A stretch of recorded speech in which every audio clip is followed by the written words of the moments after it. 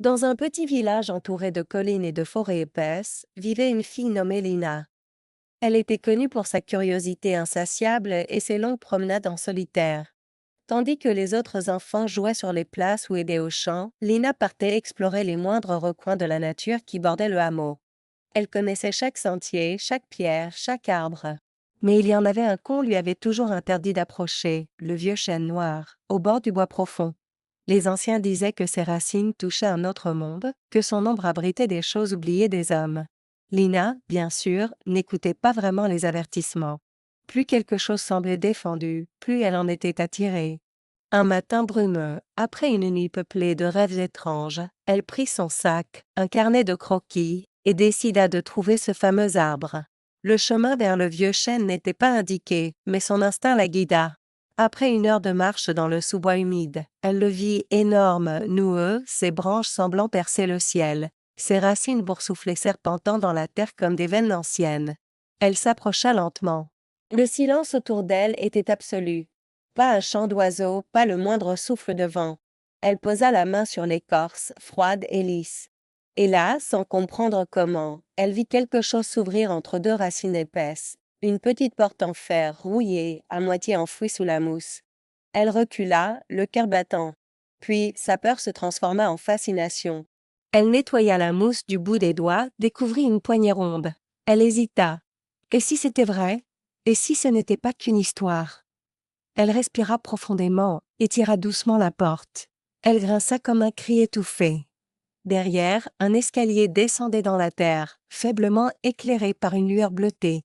Sans réfléchir, Lina sortit sa lampe de poche et s'engagea dans le passage. L'air était frais, presque humide, chargé d'une odeur de pierre et de poussière ancienne. Les marches semblaient interminables. Et puis enfin, elle déboucha dans une pièce souterraine. C'était une bibliothèque. Des milliers de livres, empilés, suspendus dans l'air, posés sur des étagères sculptées dans la roche. Au centre, une table ronde et un fauteuil vide. Une lumière douce flottait sans source apparente, comme si les murs eux-mêmes respiraient de la clarté. Lina avança, fascinée. Elle prit un livre au hasard. Il portait son prénom, inscrit à la main sur la couverture. Elle l'ouvrit. Et ce qu'elle lut, c'était sa propre vie. Chaque page racontait un moment qu'elle avait vécu, avec une précision presque troublante. Mais les dernières pages étaient vierges.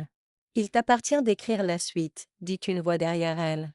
Elle se retourna, mais il n'y avait personne. Seulement un murmure dans les murs, un souffle ancien qui semblait lui sourire. Elle comprit alors qu'elle venait d'ouvrir une porte sur bien plus qu'un monde souterrain. Elle venait d'entrer dans l'histoire. Lina resta longtemps immobile, son livre toujours entre les mains. Elle n'osait plus tourner les pages, comme si l'encre pouvait se figer sous ses yeux. Elle observa les étagères autour d'elle. Chaque livre semblait unique, relié de matière étrange, cuir d'écorce, papier de givre, tissu cousu d'encre. Elle s'approcha d'un autre ouvrage, posé seul sur un socle en pierre. Celui-ci ne portait aucun titre. Lorsqu'elle l'ouvrit, une vague de chaleur se répandit dans la pièce. Il racontait une histoire, qu'elle n'avait jamais vécue, mais qu'elle connaissait pourtant. Une Lina différente y affrontait une tempête de sable dans un désert d'ombre. Une autre version d'elle-même, ailleurs en un autre temps. Elle recula, les mains tremblantes. La bibliothèque n'était pas qu'un sanctuaire. C'était un croisement, un carrefour de toutes les versions possibles de son existence. Ce que tu lis peut devenir ce que tu vis, murmura à nouveau la voix sans corps. Elle leva les yeux vers le plafond. La lumière bleue vibrait doucement, comme un souffle. « Qui êtes-vous » demanda-t-elle. Pas de réponse. Mais une trappe s'ouvrit au fond de la salle, révélant un autre escalier. Celui-ci montait. Lina hésita, puis, tenant toujours son livre, elle gravit lentement les marches. À mesure qu'elle montait, l'air changeait. Plus chaud, plus vivant, une senteur de fleurs nocturnes, d'encre fraîche, de feuillage. Elle déboucha dans une clairière étrange baignée d'un clair de lune figé dans le ciel. Au centre, un lac parfaitement rond, comme un miroir liquide. Elle s'approcha de l'eau. Dans le reflet, elle ne vit pas son visage, mais celui d'une autre elle. Plus âgée, les cheveux longs, le regard calme. Elle lui souriait. « Tu avances, » dit son reflet. « Où suis-je ? » Au seuil. Tu as ouvert la porte. Il y en aura d'autres. À chaque réponse, une nouvelle question. Le reflet s'effaça. Le lac redevint limpide. Autour de la clairière, des pierres dressées portaient des symboles gravés, similaires à ceux sur la porte sous le chêne. En les effleurant, Lina sentit des frissons lui parcourir les doigts. Chacune lui montrait un souvenir, un choix, un chemin qu'elle aurait pu prendre. Elle comprit que ces lieux étaient les racines d'un arbre invisible et que chaque racine était un monde. Et le vieux chêne, là-haut, n'était que la surface d'un labyrinthe possible. Elle revint vers la trappe, qui s'était refermée, mais un nouveau sentier s'était ouvert dans l'herbe. Elle n'avait plus peur. Elle était prête à continuer. Lina suivit le sentier. Chaque pas l'enfonçait un peu plus dans un monde suspendu entre veille et rêve. Les arbres de cette forêt nouvelle avaient des feuilles de verve. Les arbres de cette forêt nouvelle avaient des feuilles de verre, qui tintaient doucement au moindre souffle. Le sol brillait faiblement sous ses pieds, comme si la terre elle-même l'éclairait. Elle marchait sans crainte.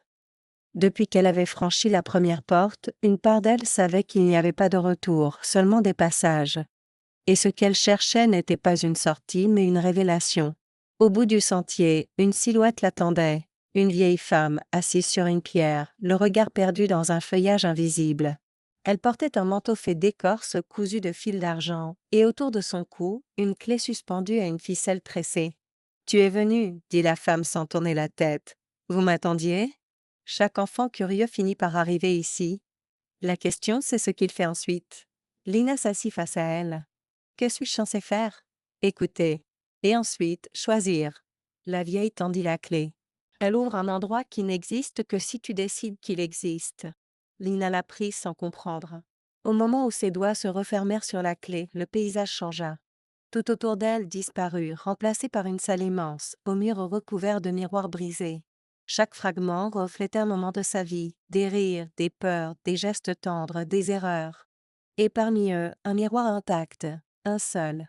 Elle s'approcha. Ce miroir montrait ce qu'elle pouvait devenir. Une conteuse entourée d'enfants, une lumière dans les yeux, un carnet toujours à la main. Une femme libre, forte, douce. Elle recula, émue. Puis, elle vit une porte au fond de la pièce. Une serrure attendait. Lina y glissa la clé. La porte s'ouvrit sur une clairière connue, celle du vieux chêne. Mais cette fois, tout était différent. Le ciel était plus vaste. L'arbre brillait doucement. Et à ses pieds, la petite porte était toujours là. Fermée, Lina comprit qu'elle avait fait un cercle, mais qu'elle n'était plus la même. Elle s'approcha de l'arbre et posa la main sur l'écorce. Un souffle la traversa. Elle n'était plus seulement une visiteuse. Elle faisait désormais partie du lieu. Elle s'assit au pied du chêne, ouvrit son carnet et pour la première fois, elle écrivit sans peur. Ce qu'elle écrivait apparaissait en lettres lumineuses, gravées doucement dans le tronc. Elle sourit. Elle venait de devenir mémoire vivante. La nuit était tombée sur le village, mais sous le vieux chêne, le temps semblait suspendu. Lina écrivait toujours. Chaque mot s'inscrivait dans l'écorce sans l'abîmer, comme s'il avait toujours été là. À mesure qu'elle écrivait, le monde autour d'elle se transformait doucement. Le vent murmurait des souvenirs. Les feuilles brillaient comme des lucioles.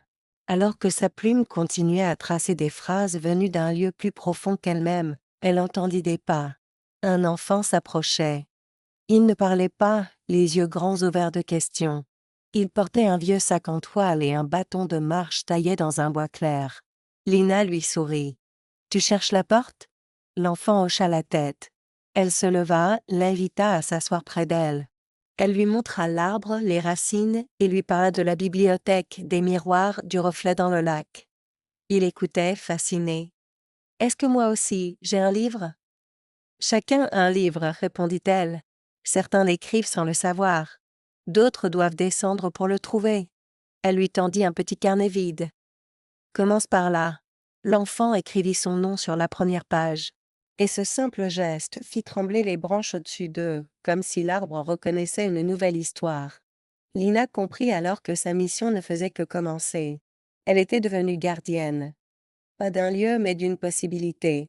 Les jours suivants, d'autres enfants arrivèrent. Certains par hasard, d'autres guidés par des rêves. Tous avaient en commun cette même flamme dans les yeux, la soif de savoir, de sentir, de se souvenir de ce qu'ils n'avaient jamais vécu. Lina les accueillait, racontait, écoutait. Elle ne montrait jamais la porte directement, mais les mots qu'elle prononçait éveillaient chez eux les bonnes questions. Et les questions ouvraient les bons chemins. Le vieux chêne grandissait. Son ombre couvrait désormais une grande partie de la clairière. Son cœur battait au rythme des histoires. Les racines descendaient toujours plus loin, tressant un réseau invisible entre les mondes. Parfois, Lina refermait son carnet et marchait seule jusqu'à l'entrée de la bibliothèque. Elle la trouvait toujours, bien que personne d'autre ne la voie. Elle y déposait des récits, des morceaux d'enfance, des silences pleins de sens. Elle savait que, quelque part, une autre Lina, dans un autre monde, faisait peut-être la même chose. Et elle savait surtout, tant qu'un enfant écouterait, tant qu'une main tiendrait un crayon, la porte resterait ouverte. Toujours.